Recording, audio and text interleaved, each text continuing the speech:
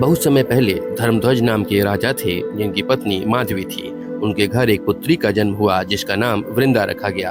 वृंदा बाल्यकाल से भगवान विष्णु की महान भक्त थी और उन्होंने अपने जीवन का उद्देश्य भगवान विष्णु की पूजा को समर्पित कर रखा था।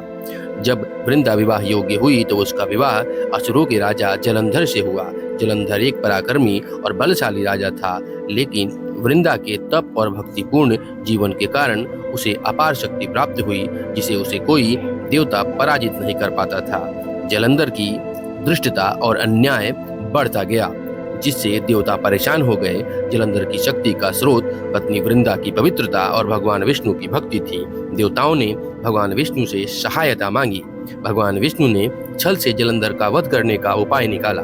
विष्णु ने जलंधर का रूप धारण कर वृंदा की पवित्रता भंग कर दी। इसके बाद जलंधर कमजोर हो गया और देवताओं ने उसे युद्ध में मार दिया।